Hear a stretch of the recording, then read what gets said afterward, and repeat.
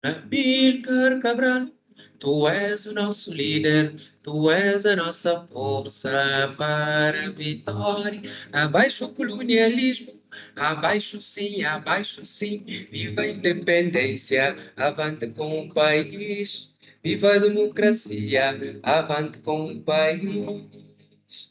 Então, eu dizia que os sistemas educativos ocidentais são pouco inclusivos do ponto de vista da oferta de atividades de alfabetização. Por quê? Porque alfabetiza-se num único sistema de escrita. Eu falo, por exemplo, do sistema educativo japonês, onde a criança é confrontada com 4 sistemas de escrita, 4. Portanto, todas as brigas que nós fazemos por aqui sobre qual é o método alfabetiza melhor, e estas questões não se colocam no Japão, porque a criança aprende o nosso sistema de escrita, que chamam Romaji, aprendem mais 3 sistemas de escrita. 2 sistemas de escrita silábicos, hiragana e katakana. E ainda aprendem o kanji, que é o sistema com a mesma lógica da escrita chinesa. E estão a ver, não é? A criança que pensa que escrita é desenho tem uma facilidade que é a escrita logográfica do tipo chinesa, kanji, onde um único tipo, se quiserem, grafema, numa terminologia mais forçada, um logograma, né? Um desenho lá, a criança vê e tem às vezes uma frase inteira, num único, num único material gráfico, digamos assim.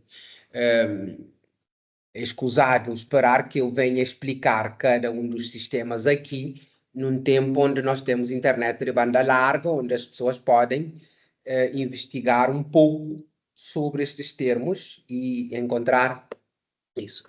Para dizer o quê? Portanto, para as dislexias e as dificuldades, às vezes, em associar, tem gente que a vida toda vai viver com dificuldades em automatizar a relação grafema-fonema. Não faz isso em tempo real, às vezes não consegue mesmo. E então aí, às vezes, uma escrita mais silábica ajuda. E na pior das hipóteses, a escrita logográfica, no caso kanji, sim. Então, ter vários sistemas de escrita. Nós temos uma escrita romana, da esquerda para a direita, são 90 e tal grafemas para a criança memorizar. Na escrita silábica é muito mais. O Japão tem 2 sistemas de escrita silábica, o kanji, hiragana e katakana. E ainda tem o, o kanji. Tem ainda muito mais logogramas para serem memorizados. Ainda no 12º ano, os alunos estão lá aprendendo caracteres que não conheciam. Esses sistemas são muito mais exigentes, mas preparam a cabeça da pessoa melhor para a vida.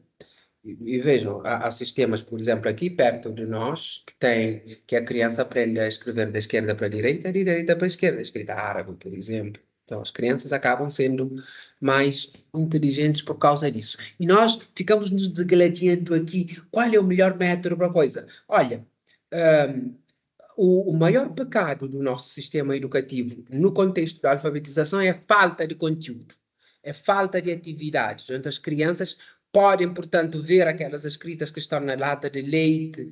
Sim, claro. Ir à internet e ver outros sistemas de escrita.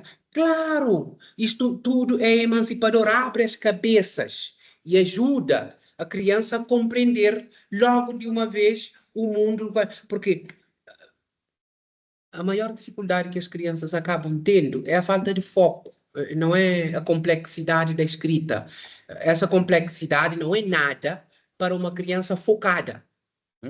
E, e a grande dificuldade dos professores é em conseguir que as crianças se foquem, lá está. Hoje as crianças só querem saber dos joguinhos, dos telemóveis, não querem saber de mais nada. E então, quando é garoto, quando é criança, aluno do sexo masculino, pior ainda na leitura.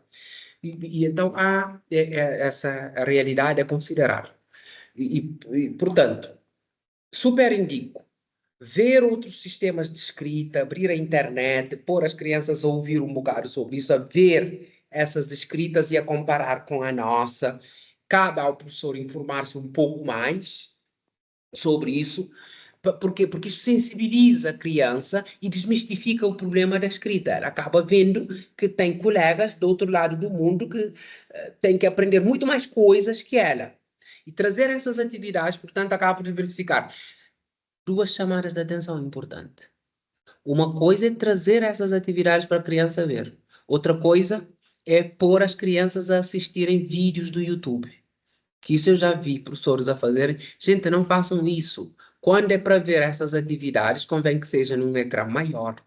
O professor organiza-se minimamente. E quando realmente o professor não tem outra alternativa, está lá para os escafundós onde o Judas perdeu as botas e só pode usar o seu telemóvel, que seja o professor a usar por pouco tempo a mostrar, mas que depois ele coloque o telemóvel de lado. O ideal seria que ele se informasse mais em casa, aprendesse um pouco mais sobre esses sistemas de escrita e ele próprio colocasse aí as explicações e tudo mais para os alunos verem, do que propriamente a criança assistindo na telinha. Isso faz muito mal às crianças. Eu não recomendo o uso do telemóvel por parte das crianças antes dos 16 anos. Eu tenho provas de que isso gera comportamentos autistas, comportamentos que se assemelham com o TDAH e não é nada disso. E hoje todo mundo é TDAH de comportamento, na verdade não. Nós teremos a oportunidade de falar sobre esses transtornos quando são de verdade.